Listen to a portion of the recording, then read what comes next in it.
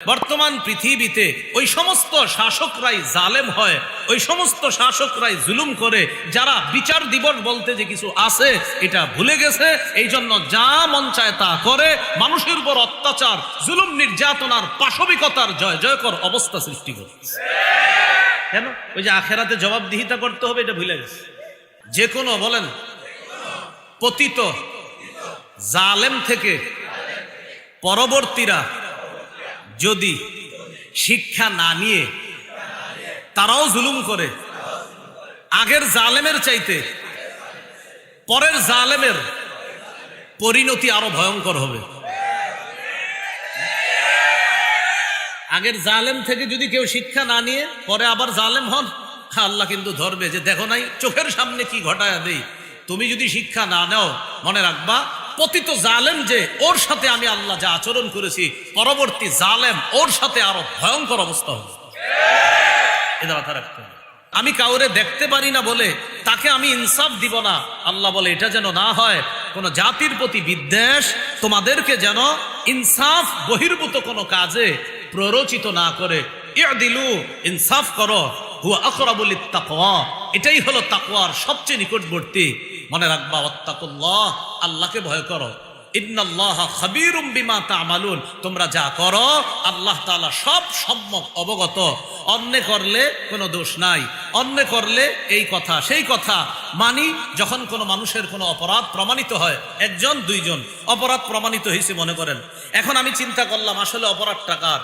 যদি দেখি যে আমার আত্মীয় স্বজনের কেউ আছে, এটা আমি ধামাচাপা দেওয়ার চেষ্টা করি। আর যারা আমি দেখতে পারি না, ওরে কোনো না কোনো ভাবে ফাঁসায়া, যদিও লোকটা নিরপরাধ তারপরেও তাকে আমি ফাঁসাই, তার প্রতি আমি অবিচার করি, ইনসাফ করি না। আল্লাহ বলে এটা কইরো না তোমরা। কোন জাতির প্রতি বিদ্বেষ তোমাদেরকে যেন ইনসাফ এর বিপরীতে তোমাদেরকে যেন প্ররোচিত না করে, যেটা ইনসাফ সেটাই করবা। এজন্য সূরা আনআমের 152 নম্বর আয়াতে আল্লাহ বলেন, ওয়াইদা কুলতুম ফাদিলু, যখন কথা বলবা সঠিক কথা বলবা। ওয়ালাউ কানাজা করবা, যদিও তোমার সামনে কোনো নিকটাত্মীয় থাকে, থাক নিকটাত্মীয়, যেটা সঠিক সেটাই বলবা। চাই তোমার আত্মীয়ের পক্ষে যাক বিপক্ষে যাক, আমি আল্লাহ যা তোমাকে ইনসাফ করতে বলেছি তুমি সেটাই করতে হবে। অন্যথায় যদি জুলুমের পথ বেছে নাও, আমি আল্লাহ যুগে যুগে জালেমদেরকে যেভাবে শায়েস্তা করেছি, সেভাবে তোমাকেও যে কোনো মুহূর্তে আমি আল্লাহ ধরে ফেলতে পারি। বলেন তো মুসলিম শাসকের 2 নম্বর বৈশিষ্ট্য কি? এটা জরুরি বিষয়। সূরাতুস সাদ 26 নম্বর আয়াতে আল্লাহ বলেন, ইয়া দাউদু ইন্না জাআলনাকা খলিফাতান ফিল আরদ ফাহকুম বাইনান নাসি বিল হাক্কি ওয়া লা তাত্তাবি'ল হাওয়া ফায়ুদিল্লাকা আন সাবিলিল্লাহ ইন্নাল্লাযীনা ইয়াদিল্লুনা আন সাবিলিল্লাহি লাহুম আযাবুন শাদীদুম বিমা নাসু ইয়াউমাল হিসাব। ইয়া দাউদু, হে দাউদ, ইন্না জাআলনাকা খলিফাতান ফিল আরদ, আমি আপনাকে বানিয়েছি পৃথিবীতে খলিফা, প্রতিনিধি। ফাহকুম বাইনান নাসি বিল হক, আপনি সঠিকভাবে মানুষের মাঝে বিচার করবেন, ইনসাফ প্রতিষ্ঠিত করবেন। ওয়ালা তাত্তাবি'ল হাওয়া, খেল খুশির অনুসরণ করবেন না, মন যা চায় তা করবেন না। ফায়ুদিল্লাকা আন সাবিলিল্লাহ, যদি আপনি আপনার খেল খুশির অনুসরণ করেন তাহলে এটা আপনাকে আল্লাহর রাস্তা থেকে দূরে সরায়া দিবে। চিন্তা করেন, একজন নবীকে আল্লাহ বলতেছে আপনি যদি নিজের মনের কথা শোনেন, তাহলে এই মনের কথা যদি শোনেন তাহলে আপনাকে এই বিষয়টা আল্লাহর রাস্তা থেকে দূরে সরায়া দিবে। একজন নবী, একজন শাসককে আল্লাহ বলতেছেন, দাউদ, আমি দুনিয়াতে আপনাকে শাসক বানিয়েছি, মানুষের মাঝে ইনসাফের সাথে বিচার করবেন। এই ক্ষেত্রে আপনি আপনার মনের কথা শুনবেন না, খেয়াল খুশিতে যা আসবে এটা শুনবেন না, সঠিকভাবে ফয়সালা করবেন। যদি মনের কথা শুনেন তাহলে কিন্তু আপনি আল্লাহর রাস্তা থেকে দূরে সরে যাবেন। চিন্তা করছেন, একজন নবীকে আল্লাহ ধমক দিতেছে, তাহলে অন্য যারা শাসক আছে এদের কি অবস্থা হবে বলে? হ্যাঁ, আল্লাহ বলেন, ইন্নাল্লাযীনা ইউদিল্লুনা আন সাবিলিল্লাহ, যারা আল্লাহর রাস্তা থেকে দূরে সরে যাবে, লাহুম আযাবুন শাদীদুম বিমা নাসু ইয়াউমাল হিসাব, যারা আল্লাহর রাস্তা থেকে বিচ্যুত হয়ে যাবে তাদের জন্য রয়েছে কঠিন শাস্তি। লাহুম আযাবুন শাদীদ, কঠিন শাস্তি। কেন? বিমা নাসু ইয়াউমাল হিসাব, কারণ তারা হিসাবের দিনকে ভুলে গিয়েছে। এজন্য মনে রাখবেন, বর্তমান পৃথিবীতে ওই সমস্ত শাসকরাই জালেম হয়, ওই সমস্ত শাসকরাই জুলুম করে, যারা বিচার দিবস বলতে যে কিছু আছে এটা ভুলে গেছে। এই জন্য যা মন চায় তা করে, মানুষের উপর অত্যাচার, জুলুম, নির্যাতনার, পাশবিকতার জয় জয়কর অবস্থা সৃষ্টি করছে। কেন? ওই যে আখেরাতে জবাবদিহিতা করতে হবে, এটা ভুলে গেছে।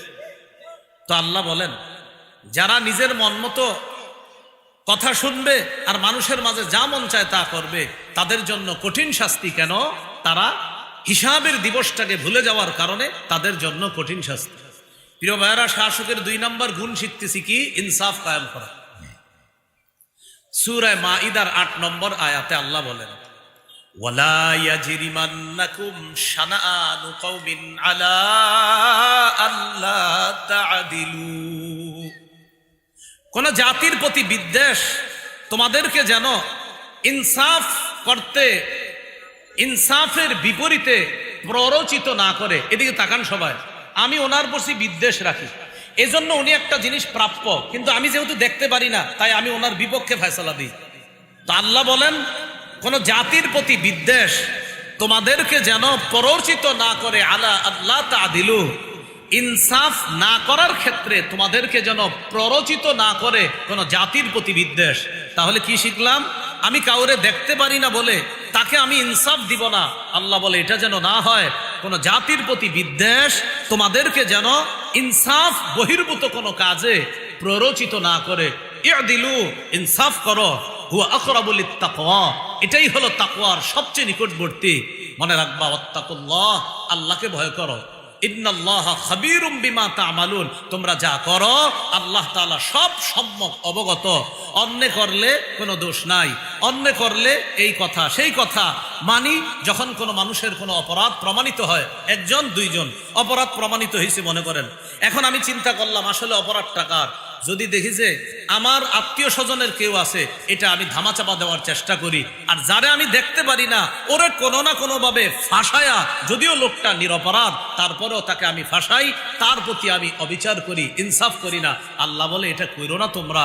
কোন জাতির প্রতি বিদ্বেষ তোমাদেরকে যেন ইনসাফ এর বিপরীতে তোমাদেরকে যেন প্ররোচিত না করে, যেটা ইনসাফ সেটাই করবা। এজন্য সূরা আনআমের 152 নম্বর আয়াতে আল্লাহ বলেন, ওয়াইদা কুলতুম ফাদিলু, যখন কথা বলবা সঠিক কথা বলবা। ওয়ালাউ কানাজা করবা, যদিও তোমার সামনে কোনো নিকটাত্মীয় থাকে, থাক নিকটাত্মীয়, যেটা সঠিক সেটাই বলবা। চাই তোমার আত্মীয়ের পক্ষে যাক বিপক্ষে যাক, আমি আল্লাহ যা তোমাকে ইনসাফ করতে বলেছি তুমি সেটাই করতে হবে। অন্যথায় যদি জুলুমের পথ বেছে নাও, আমি আল্লাহ যুগে যুগে জালেমদেরকে যেভাবে শায়েস্তা করেছি, সেভাবে তোমাকেও যে কোনো মুহূর্তে আমি আল্লাহ ধরে ফেলতে পারি। এখানে আবার একটা কথা মনে রাখবেন, বলেন আমার সাথে, যে কোনো, বলেন, পতিত জালেম থেকে পরবর্তীরা যদি শিক্ষা না নিয়ে তারাও জুলুম করে, আগের জালেমের চাইতে পরের জালেমের পরিণতি আরো ভয়ঙ্কর হবে। আগের জালেম থেকে যদি কেউ শিক্ষা না নিয়ে পরে আবার জালেম হন, আল্লাহ কিন্তু ধরবে যে দেখো নাই, চোখের সামনে কি ঘটায়া দেই। তুমি যদি শিক্ষা না নাও, মনে রাখবা পতিত জালেম যে, ওর সাথে আমি আল্লাহ যা আচরণ করেছি, পরবর্তী জালেম ওর সাথে আরো ভয়ঙ্কর অবস্থা হবে। এটা মাথা রাখতে হবে। তাহলে মুসলিম দেশের রাষ্ট্রনায়ক, এই রাষ্ট্রনায়ক যিনি হবে, মুসলিম শাসকের 2 নম্বর গুণ ইনসাফ প্রতিষ্ঠিত করা। সহিহ বুখারীর একটা হাদিস লিখে রাখার মতো, সারা দুনিয়ার মানুষকে বুক ফুলিয়ে বলার মতো একটা হাদিস। হাদিসটি আমি বলি, বাংলাগুলা মনে রাখলেই চলবে আপনাদের। সহিহ বুখারী 4788 নম্বর হাদিস, কিতাবুল হুদুদ, বাবু কারাহিয়াতিশ শাফাআ ফি হাদ্দিন ইদা রুফিয়া ইলা সুলতান। এটা হলো বাব আর অধ্যায়, এই হাদিসের মধ্যে আসছে। বুখারী 6788, বুখারী 6788, কিতাবুল হুদুদ, বাবু কারাহিয়াতিশ শাফাআ ফি হাদ্দিন ইদা রুফিয়া ইলা সুলতান। এই হাদিসটা আজকে আপনারা শিখবেন, বুক ফুলিয়ে গর্ব করে অন্যদের কাছে বলবেন। বলেন ইনশাআল্লাহ। একটা চুরির ঘটনা ঘটছে মক্কায়। বলেন কিসের ঘটনা? বলেন মাখজুমি নামক সম্ভ্রান্ত বংশীয় এক নারী চুরি করছে। একজন সম্ভ্রান্ত বংশীয় নারী কি করছে? তো সে চুরি করার পর তো চুরির বিচার হলো আপনার হাত কাটা। এখন এটা কিভাবে বিচার একটু হালকা করা যায়, এটা নিয়ে মুসলমানরাও পেরেশান যে এই বেচারা কত সম্ভ্রান্ত ব্যক্তি, এর হাতটা কাটা হবে, এটা কেমন দেখা যায়।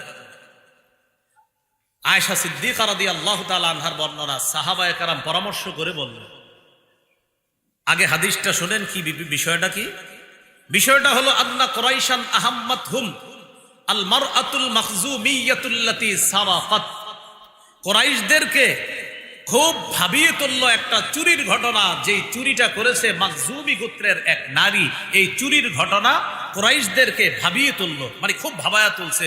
এরকম সম্ভ্রান্ত একটা নারী চুরি করছে, এর ব্যাপারে বিচার হবে এত কঠোর, এটা কেমন হয়। তো কেউ সাহস করে নবীর সাথে কথা বলার সাহস পাচ্ছে না, কারণ আল্লাহ রসুলকে হালকা করার কথা বলার এই সাহস কারো নাই। এখন সাহাবায়ে কেরামের মধ্যে পরামর্শ চলতেছে, মাইয়ুকাল্লিমু রাসূলুল্লাহি সাল্লাল্লাহু আলাইহি ওয়াসাল্লাম, আচ্ছা এই ব্যাপারে নবীর সাথে কে কথা বলবে। ওয়া মাইয়াজতারি আলাইহি ইল্লা উসামা ইবনে যায়েদ হিব্বু রাসূলিল্লাহি সাল্লাল্লাহু আলাইহি ওয়াসাল্লাম। নবীজির পালক পুত্র যায়েদ বিন হারেসার ছেলের নাম উসামা, তাহলে সম্পর্কে নবীর কি হয়? নাতি। পালক পুত্র যায়েদের ছেলের নাম উসামা, তো উসামা সম্পর্কে নবীজির নাতি, আর নবীজি হলো উসামার দাদা। নবীজি এই উসামাকে খুব মহব্বত করতেন, খুব ভালোবাসতেন। সাহাবায়ে কেরাম বললেন, শোনো, আমরা তো ভয়ে নবীর কাছে যেতে পারবো না, নবীর একজন আস্থাভাজন মানুষ আছে, সে কে? নবীর নাতি, সেটা হলো উসামা ইবনে যায়েদ, অর্থাৎ পালক পুত্র যায়েদের সন্তান উসামা। উসামা নবীর কাছাকাছি যাইতে পারে, নবীও তারে খুব আদর করে। এক কাজ করি, তারে দিয়ে নবীর কাছে একটু কথা বলাই যে এই মহিলাটার ব্যাপারে, শাস্তির ব্যাপারে একটু শিথিল করা যায় কিনা। উসামারে পাঠায়া দিছে নবীজির কাছে, উসামা তুমি গিয়ে নবীজিরে বলবা একজন সম্ভ্রান্ত বংশীয় নারী চুরি করছে, এখন একটু কি শিথিল করা যায় কিনা।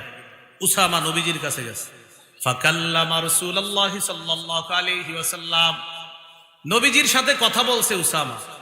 কথা বলার পর রাসূলুল্লাহ সাল্লাল্লাহু আলাইহি ওয়াসাল্লাম উসামাকে বললেন, আতাশফাউ ফি হাদ্দিম মিন হুদুদিল্লাহ। উসামা, আল্লাহর বিধানের শাস্তির ব্যাপারে তুমি আমাকে সুপারিশ করছো? উসামা, আল্লাহর একটা বিধান প্রয়োগ হবে, এই ব্যাপারে তুমি আমাকে শিথিলতার সুপারিশ করছো? নবীজি বুঝতে পারছে যে সাহাবীরা উসামারে পাঠাইছে, নবীজি তাড়াতাড়ি বাইরে গেছে, সবার সামনে গিয়ে দাঁড়াইলেন। সুম্মা কামা ফাখাতাবা, পৃথিবীর শ্রেষ্ঠ রাষ্ট্রনায়ক মুসলমানদের সামনে দাঁড়িয়ে এক ভাষণ দিলেন, যা সারা পৃথিবীতে মুসলমান গর্ব করার মতো একটা ভাষণ আল্লাহ রাসূল দিয়েছেন। সবার সামনে গিয়ে দাঁড়াইছে।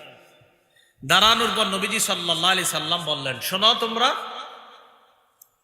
ইয়া আইয়ুহান নাস ইন্নামা দাল্লা মান কানা ক্বাবলাকুম আন্নাহুম কানু ইযা সারাকাশ শরীফ তারাকুহু। শোনো, তোমাদের পূর্ববর্তী জাতি ধ্বংস হওয়ার অন্যতম একটা কারণ, তাদের মাঝে সম্ভ্রান্ত কোনো ব্যক্তি চুরি করলে তারা তাকে ছেড়ে দিত। নবীজি কেমনে বুঝায় দেখেন, তোমাদের পূর্বে কিছু জাতি ধ্বংস হওয়ার অন্যতম কারণ হলো সম্ভ্রান্ত কোনো ব্যক্তি চুরি করলে তারা তাকে ছেড়ে দিত। ওয়াইদা সারাকাদ দাঈফু ফীহিম আকামু আলাইহিল হাদ্দা, আর যখন তাদের মাঝে কোনো দুর্বল ব্যক্তি চুরি করত, তখন তার উপর তারা শাস্তি প্রয়োগ করত। কি হলো বিষয়টা? ধনী মানুষকে ছেড়ে দিত, সম্ভ্রান্ত কোনো ব্যক্তি চুরি করলে তাকে ছেড়ে দিত, আর দুর্বল কেউ চুরি করলে তার উপর শাস্তি প্রয়োগ করা হতো। বর্তমানেও এটাই চলছে, সম্ভ্রান্ত ব্যক্তিদেরকে ছলে বলে কৌশলে পার করে দেওয়া হচ্ছে, আর দুর্বলের উপর অত্যাচার চালানো হচ্ছে। তো রাসূল সাল্লাল্লাহু আলাইহি সাল্লাম বলেন, সম্ভ্রান্ত কেউ চুরি করলে তারাকুহু, তাকে ছেড়ে দিতে। ওয়াইদা সারাকাদ দাঈফু ফীহিম আকামু আলাইহিল হাদ্দা, আর যদি কোনো দুর্বল কেউ চুরি করত, তার উপর তারা শাস্তি প্রয়োগ করত। তাহলে নবী বললেন কি, অতীতের জাতি ধ্বংস হওয়ার কারণ, সম্ভ্রান্ত ব্যক্তি চুরি করলে ছেড়ে দিত, গরিব মানুষ চুরি করলে শাস্তি প্রয়োগ করত তার উপর। এবার আল্লাহ নবী বলেন, শোনো তোমরা, লাউ আন্না